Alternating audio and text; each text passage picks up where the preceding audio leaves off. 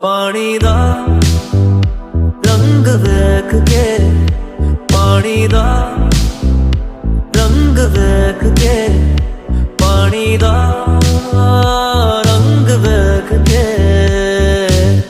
ਅੱਖੀਆਂ ਚੋਂ ਹੰਝੂ ਰੁੜਦੇ।